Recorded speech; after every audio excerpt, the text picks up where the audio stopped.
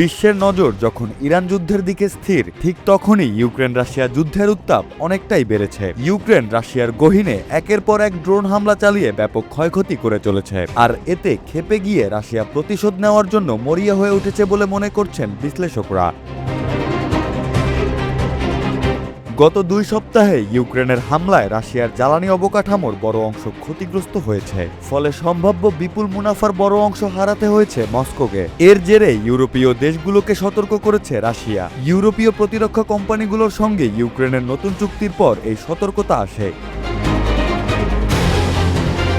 রুশ প্রতিরক্ষা মন্ত্রণালয় বলেছে, ইউরোপের এই পদক্ষেপ যুদ্ধ পরিস্থিতিকে আরও উস্কে দিচ্ছে। এতে ইউরোপ ধীরে ধীরে ইউক্রেনের কৌশলগত ঘাঁটিতে পরিণত হচ্ছে। তারা অপ্রত্যাশিত পরিণতির হুঁশিয়ারি দিয়ে ইউরোপকে যুদ্ধে জড়িয়ে পড়ার ঝুঁকির কথা তুলে ধরে।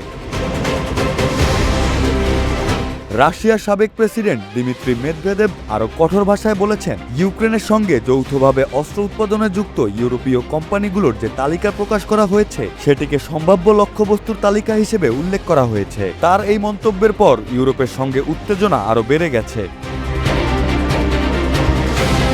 এদিকে জার্মানি ইউক্রেনের দীর্ঘপাল্লার হামলার সক্ষমতা বাড়াতে 300 মিলিয়ন ইউরো বিনিয়োগের ঘোষণা দিয়েছে। পাশাপাশি দেশটি 5000 মাঝারি পাল্লার ড্রোন সরবরাহ করবে। নরওয়ে, নেদারল্যান্ডস ও বেলজিয়ামও ইউক্রেনকে বড় অঙ্কের অর্থ ও সামরিক সহায়তা দিয়েছে।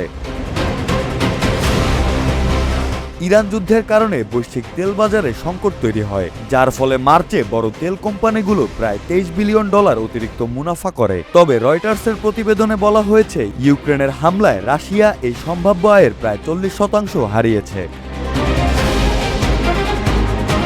ড্রিলিং প্ল্যাটফর্ম, পাইপলাইন, তেল ডিপো ও শোধনাগার সহ বিভিন্ন স্থাপনায় আঘাত এনেছে ইউক্রেন। কৃষ্ণ সাগর ও কাস্পিয়ান সাগর অঞ্চলের একাধিক গুরুত্বপূর্ণ স্থাপনায় আগুন লাগে। এসব ঘটনার সত্যতা ভিডিও ফুটেজ রুশ কর্মকর্তারা নিশ্চিত করেছেন।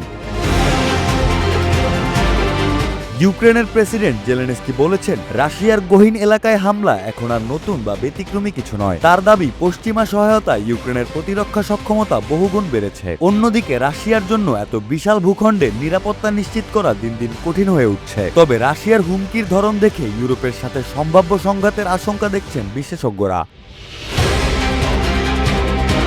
মার্চের শেষ ও এপ্রিলের শুরুতে রাশিয়ার প্রধান তেল বন্দরগুলোতে বড় ক্ষতি হয়। স্যাটেলাইট ছবিতে দেখা গেছে, কিছু স্থাপনার 30 থেকে 40% পর্যন্ত ধ্বংস হয়েছে। এতে রপ্তানি কার্যক্রম প্রায় থমকে গেছে।